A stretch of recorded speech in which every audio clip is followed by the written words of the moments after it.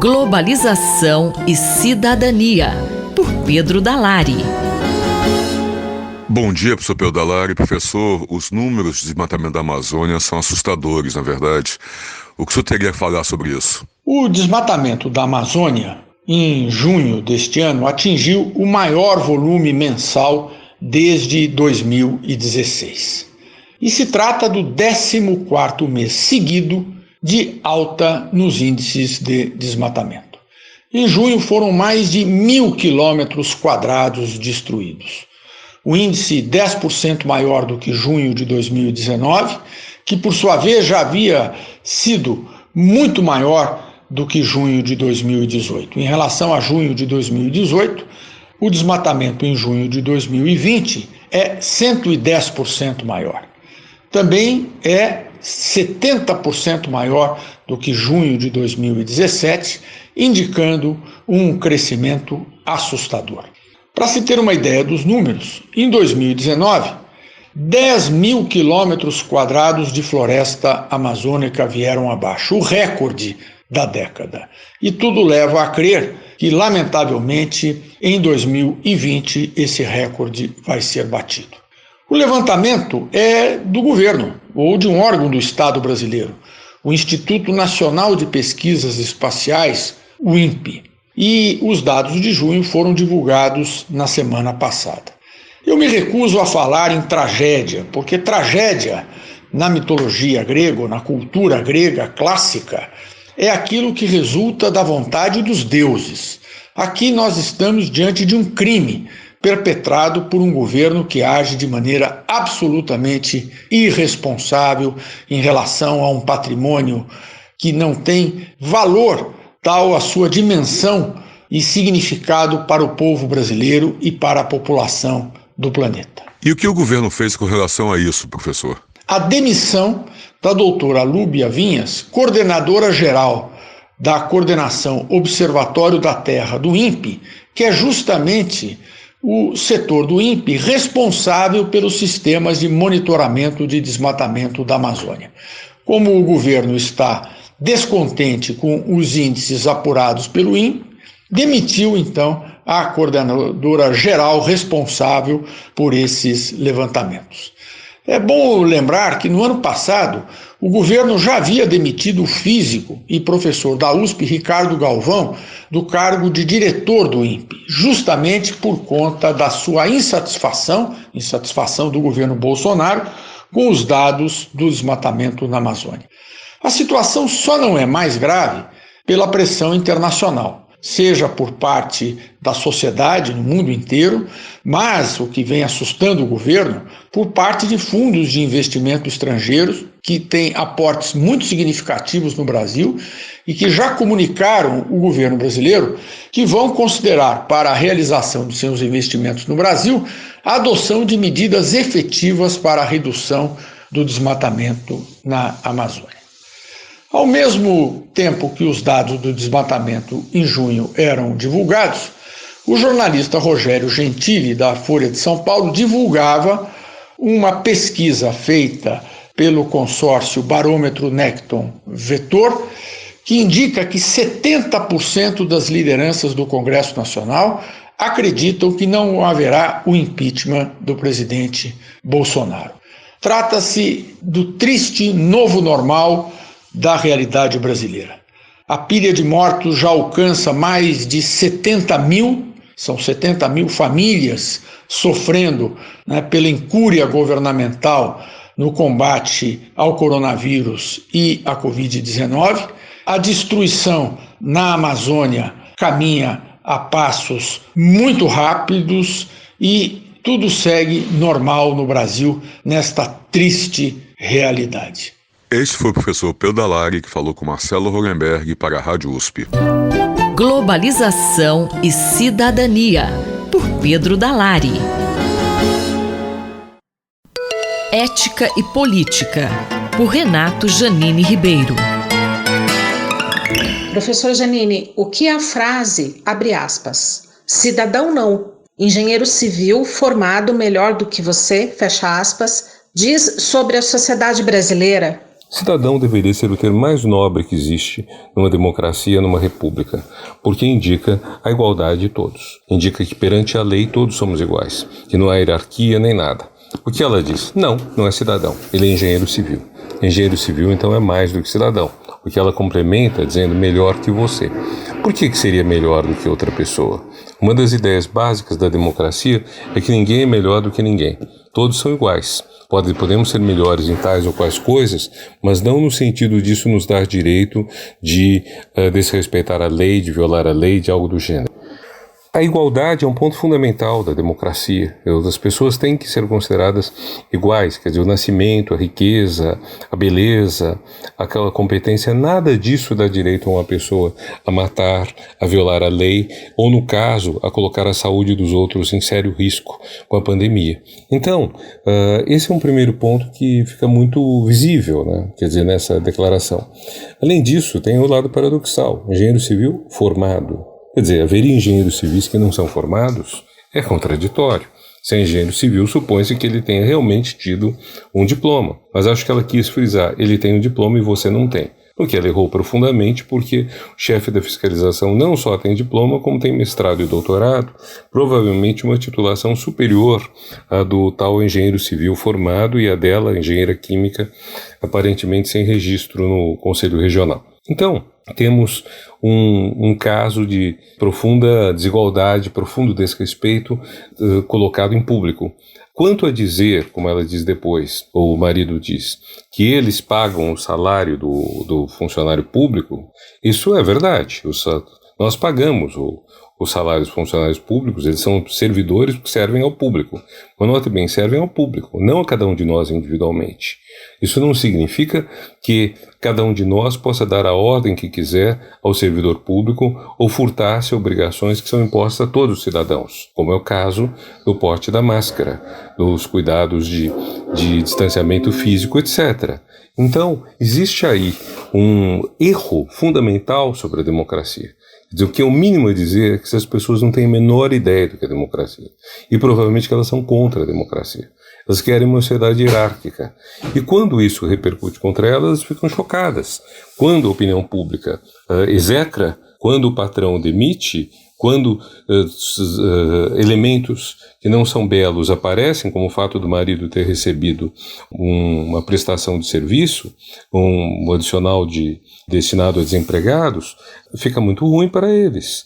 E quais caminhos para mudar esse quadro? A única forma de mudar esse quadro é uma educação democrática. Isso é a educação e a prática. A educação. Na escola, desde o começo, temos que ensinar as crianças que são todas iguais. Você não é por ser rico, não é por estar numa escola mais cara que você é melhor. É assustador que foram criadas escolas em São Paulo que prometem networking, isto é, que você conheça pessoas ricas, que você conheça pessoas com quem depois você possa fazer um bom casamento, uma boa parceria econômica, etc. Isso é a negação da democracia. Então, na própria escola, nós já temos uma desigualdade gritante entre ricos e pobres, não apenas pela qualidade do ensino, mas também porque se ensina aos ricos que eles têm privilégios que são da natureza, que são justos, quando são, na verdade, profundamente injustos e prejudicam o país porque competências de pobres são sacrificadas a incompetências de ricos. Então, nós precisamos mudar a educação, tornar o acesso realmente universal, garantir uma igualdade de qualidade de ensino e temos também que, socialmente, deixar claro que esse tipo de conduta que apareceu aí não é aceitável, esse tipo de conduta não pode ser aprovado. O professor Renato Janine Ribeiro conversou comigo, Valéria Dias, para a Rádio USP. Ética e Política, por Renato Janine Ribeiro. Reflexão Econômica, por Luciano Nakabashi. Professor, no Boletim de Segurança Pública que sai essa semana, do CEPER e USP Municípios, quais são os números para o estado de São Paulo? Quando a gente olha os resultados do Boletim de Segurança Pública, o que a gente nota é, de uma forma geral, uma coisa muito importante, né, muito positiva, é uma queda dos índices de vários tipos de criminalidade. A gente separou principalmente em dois blocos, né, que um é de homicídios e outro crimes contra o patrimônio, que aí envolve roubos e roubos de veículos.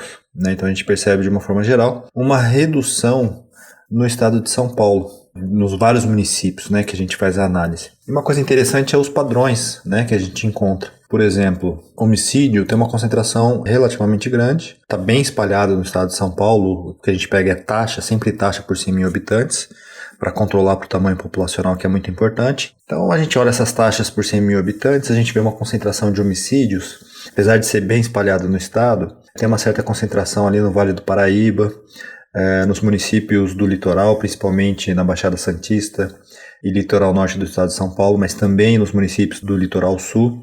Tinha bastante concentração também na região metropolitana de São Paulo em 2010, mas deu uma reduzida considerável nessa região metropolitana. E o resto, né, o que a gente percebe é uma certa distribuição.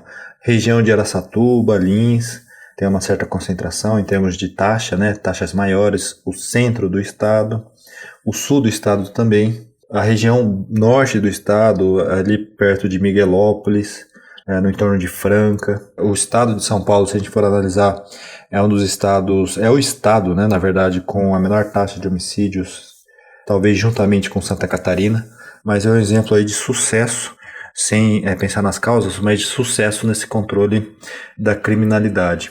Quando a gente olha os outros indicadores, furtos, principalmente roubo e roubo de veículos, existe uma concentração muito grande na região metropolitana de São Paulo, no Vale do Paraíba, na Baixada Santista, em todo o eixo que vai de São Paulo para Campinas e Sorocaba, de uma forma geral, os municípios ao longo da Anhanguera, um pouco também ali na Marechal Cândido Rondon, que é aquele eixo de Araçatuba, Lins.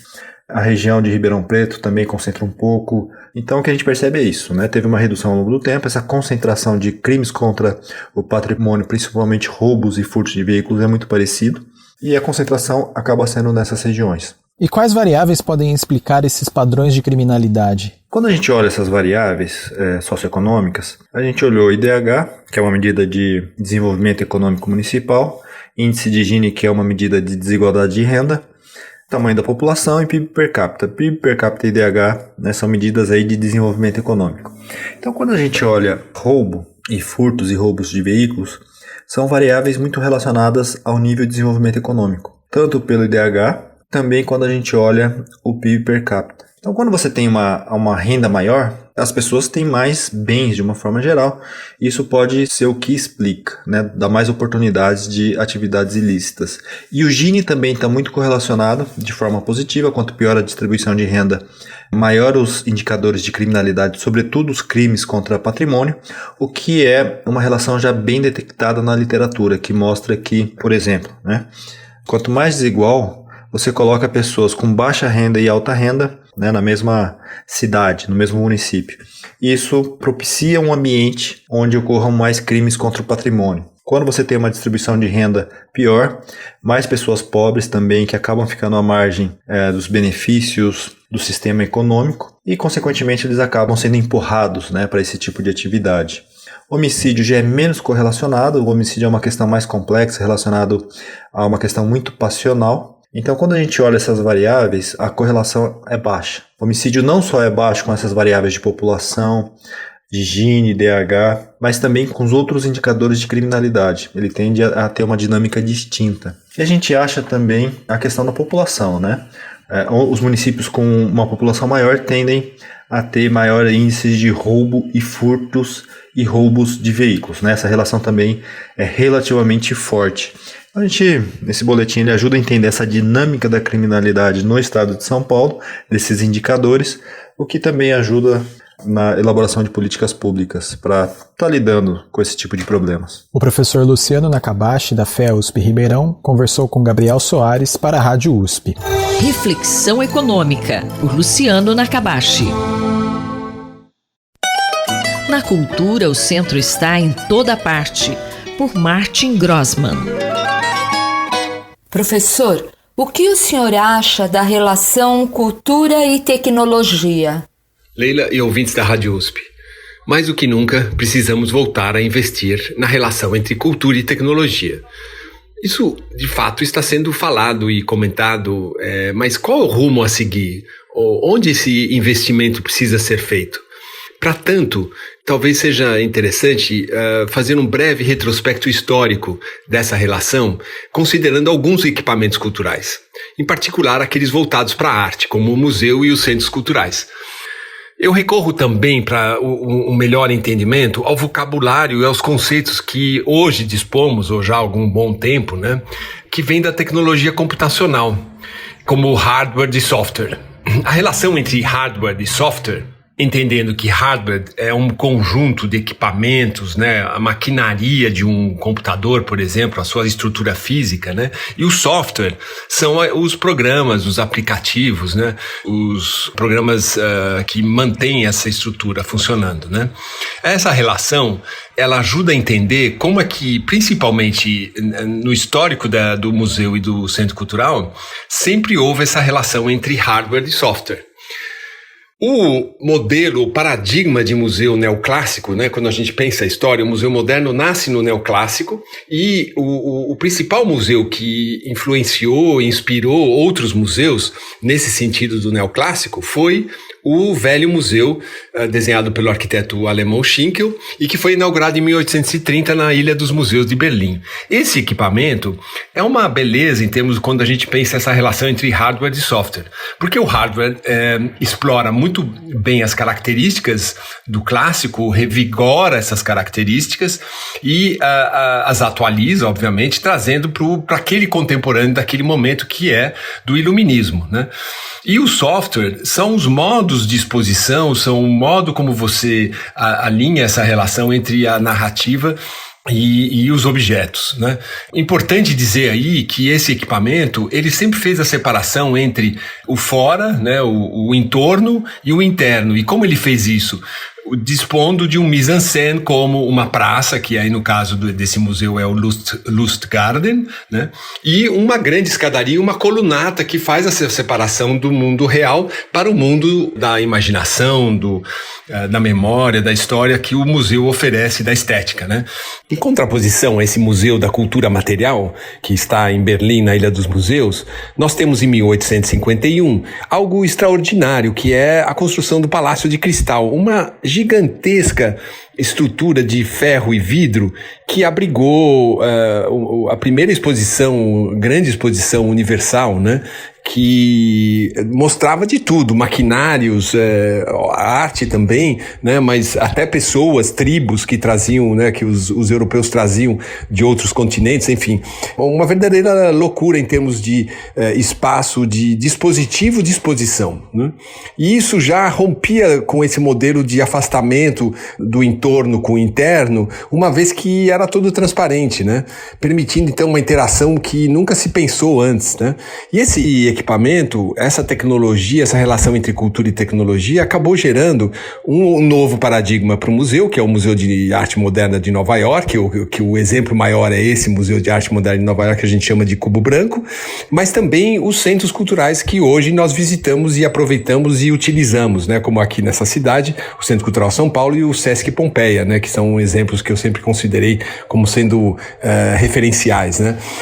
E como acontece na dimensão virtual desse tempo de pandemia? Isso tudo ocorre na cultura material. Mas e na cultura na virtualidade, que é o que a gente realmente agora adentrou com o Covid-19?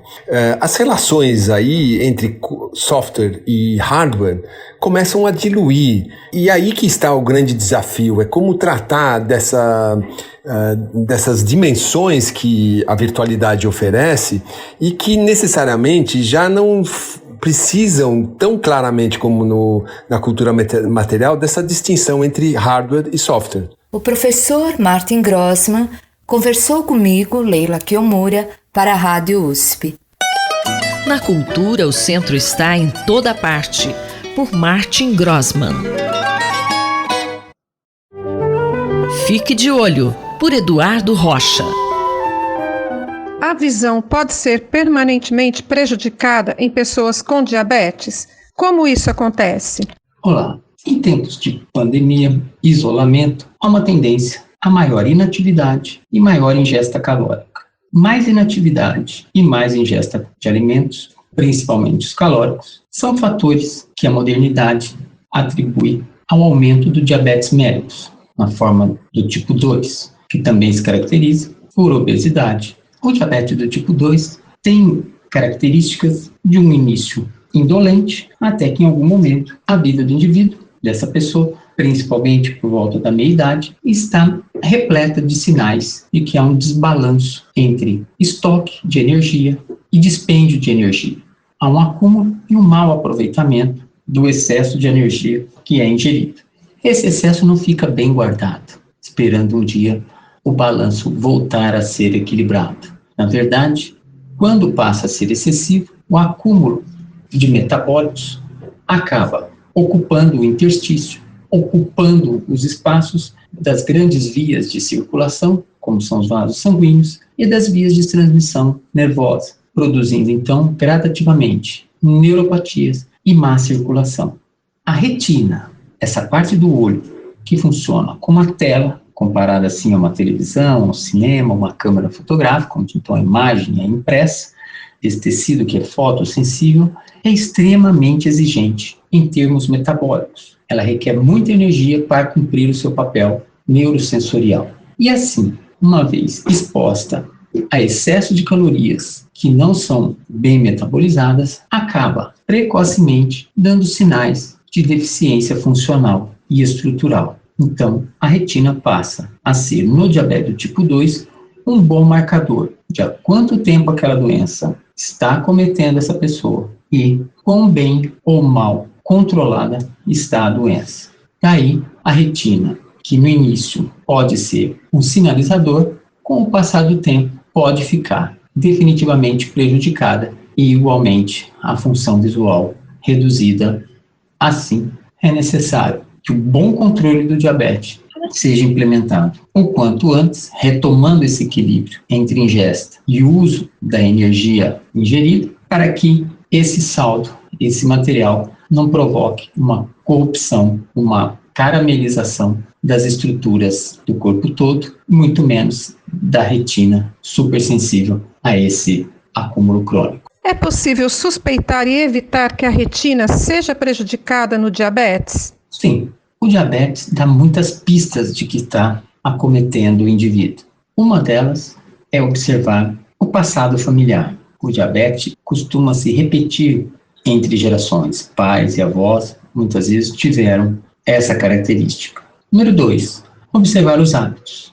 A ingesta excessiva, o acúmulo de gordura, principalmente abdominal, e os hábitos de ingesta calórica no horário que era para estar descansando ou fazendo outras atividades, e o desequilíbrio hídrico, fazendo que o indivíduo levante uma ou mais vezes à noite para urinar, são dicas que podem estar sendo acometido por diabetes e que esse pode estar deixando pegadas, cicatrizes, lesões, inclusive na retina. Suspeitado do diabetes, a medida da glicemia de jejum é bastante esclarecedora. Existem níveis que são tolerados, existem níveis que precisam de mudanças de hábitos e níveis que estão altos, algumas vezes precisam de medicação. O exame ocular também é necessário.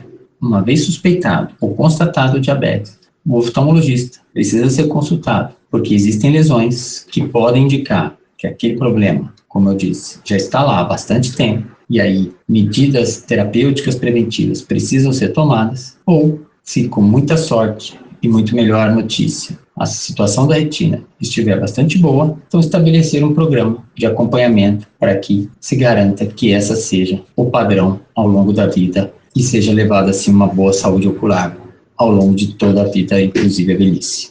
Então é isso. Atenção redobrada, se confirmado o diabetes no que tange a saúde ocular, para prevenir perda de visão e danos à retina. Nós acabamos de ouvir o professor Eduardo Rocha, da Faculdade de Medicina da USP em Ribeirão Preto.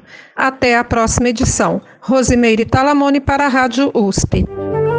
Fique de olho, por Eduardo Rocha. Ciência e cientistas, com Paulo Nussweig. Professor, qual a relação entre a ética do consequencialismo e o trabalho dos cientistas? Caro Júlio, caras e caros ouvintes. Um artigo de opinião de Hélio Schwartzman, publicado na Folha de São Paulo na semana passada, gerou enorme repercussão. Não quero discutir aqui a saúde do ocupante do gabinete presidencial, que honestamente pouco me interessa. Mas considero interessante o debate que foi levantado sobre a ética do consequencialismo e como ela se aplica às ciências e aos cientistas. Fui encarregado, juntamente com colegas, de apresentar propostas de revisão do Código de Ética de uma sociedade científica. Por isso, o tema está na minha cabeça. Não sou especialista em ética ou filosofia, portanto não posso apresentar uma visão aprofundada sobre o assunto. Mas acredito que todos nós tenhamos interesse em examinar o quanto nossas convicções éticas se aproximam ou se afastam de correntes importantes de pensamento. De modo simplificado, éticas consequencialistas, ou mais geralmente teleológicas, colocam ênfase nos resultados de uma ação para avaliar seu valor moral. Em contraposição, éticas deontológicas avaliam se algo é correto ou não pelo caráter do comportamento em si, independentemente dos seus resultados. Muitas vezes, éticas consequencialistas são consideradas puramente racionais, enquanto as religiões costumam se guiar por valores deontológicos. A comunidade científica atingiu alguns consensos em relação a comportamentos considerados antiéticos. Algumas sociedades ou academias têm extensos códigos de ética ou códigos de conduta, enquanto outras apresentam documentos sucintos, que se apoiam em outras publicações mais completas. Exemplifico com o Código de Conduta da Academia de Ciências dos Estados Unidos, que se resume a 7 pontos. Aqueles que aceitam se tornar membros da academia precisam se comprometer em respeitar o Código de Conduta. Destaco aqui que os membros devem conduzir seus trabalhos com integridade e os mais elevados padrões, e que não devem cometer más condutas científicas como fabricação, falsificação ou plágio. Além daquilo que é definido como má conduta, em publicações mais extensas são definidas condutas prejudiciais, como autorias honorárias de artigos, falta de transparência sobre dados de pesquisa, entre outras. No ponto 4, há menção explícita à necessidade de tratar todas as pessoas com respeito, incluindo superiores hierárquicos e subordinados, assim como qualquer pessoa interessada em ciência, e evitar qualquer tipo de discriminação, assédio e intimidação. Os códigos de ética da ciência são mais inspirados por éticas consequencialistas ou deontológicas?